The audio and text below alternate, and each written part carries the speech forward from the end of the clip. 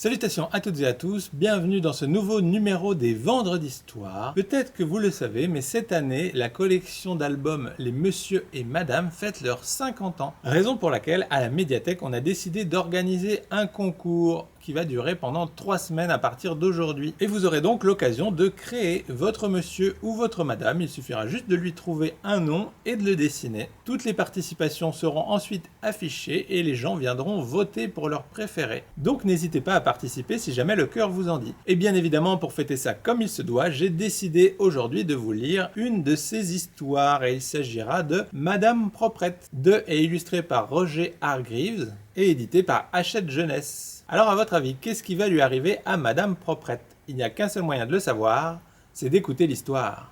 Madame Proprette était une personne très soigneuse, peut-être la plus soigneuse du monde. Sa maison s'appelait Villa Sous-Neuf, parce qu'elle était propre comme un sous-neuf. Un matin, comme tous les matins, Madame Proprette se réveilla dans sa Villa Sous-Neuf. Elle se leva et regarda par la fenêtre. Il avait plu toute la nuit et, horreur, une flaque d'eau s'était formée dans l'allée du jardin. Madame Proprette s'empara d'un torchon et descendit bien vite dans son jardin. Elle essuya la flaque d'eau. Ensuite, elle rentra dans la maison pour laver le torchon, puis elle le repassa, le plia soigneusement et le rangea dans un tiroir. Car chaque chose devait être à sa place dans la Villa Sous-Neuf. C'était l'été, et comme chaque été, Madame Proprette allait prendre une semaine de vacances. Elle passa 2 semaines à préparer sa valise, et 1 semaine à l'astiquer. En quittant la Villa Sous-Neuf, Madame Proprette songea avec inquiétude. Pourvu que les meubles ne prennent pas la poussière pendant mon absence. Or, quelque chose de bien plus terrible allait se produire dans la Villa Sous-Neuf. Monsieur Méli-Mélo avait décidé de venir prendre le thé chez Madame Proprette.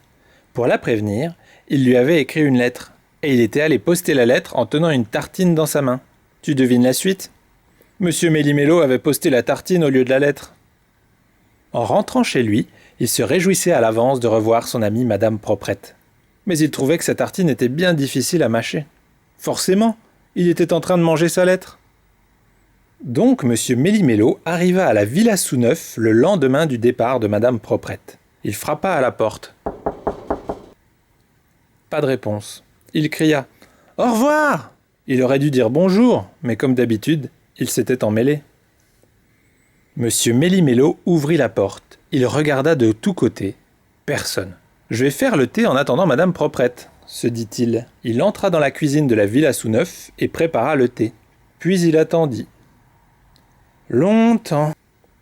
Finalement, Monsieur Méli-Mélo rentra chez lui.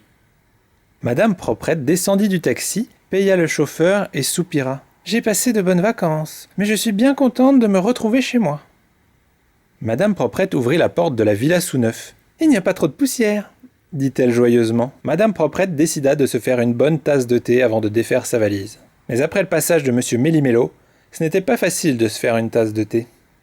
Madame Proprette trouva la théière dans le réfrigérateur, et le lait dans la théière, et le thé dans le sucrier, et le sucre dans le pot à lait, et les tasses dans le four, et les soucoupes dans la huche à pain. Cependant, Madame Proprette ne trouva pas une seule petite cuillère. Madame Proprette cherchait ses petites cuillères quand le téléphone sonna. Elle décrocha. « Allô ?» dit-elle. À l'autre bout de la ligne, Monsieur Méli-Mélo s'aperçut qu'il tenait son téléphone à l'envers. Il le remit à l'endroit et s'écria « Au revoir !»« Qui est à l'appareil ?» demanda Madame Proprette. « C'est vous ?» Madame Proprette réfléchit un instant et demanda « C'est Monsieur Méli-Mélo ?»« Oui !» répondit Monsieur Méli-Mélo sans se tromper pour une fois. « Êtes-vous venu ici pendant mon absence ?» demanda Madame Proprette. « Oui !» répondit Monsieur Méli-Mélo sans se tromper pour la 2e fois. Et il ajouta « Puisque vous êtes rentré, je viens tout de suite. »« Je vous attends, » dit Madame Proprette.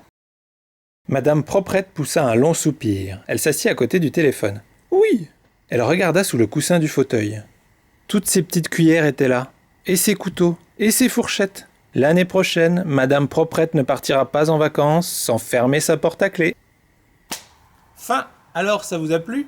Elle a eu des drôles de surprises en rentrant de vacances, Madame Proprette. Mais ça lui a peut-être permis de relativiser un peu parce qu'il est vrai qu'elle était peut-être beaucoup trop ordonnée par rapport à Monsieur Méli-Mélo. Donc voilà, j'espère que ça vous aura plu. N'hésitez pas à participer au concours si vous avez des idées de Monsieur et ou de Madame à créer. Parce que nous, on a hâte de voir vos superbes créations. Et donc, sur ces bonnes paroles, il ne me reste plus qu'à vous souhaiter une excellente journée, un excellent week-end. Et je vous dis à la semaine prochaine pour une nouvelle Vendredi d'Histoire. Salut!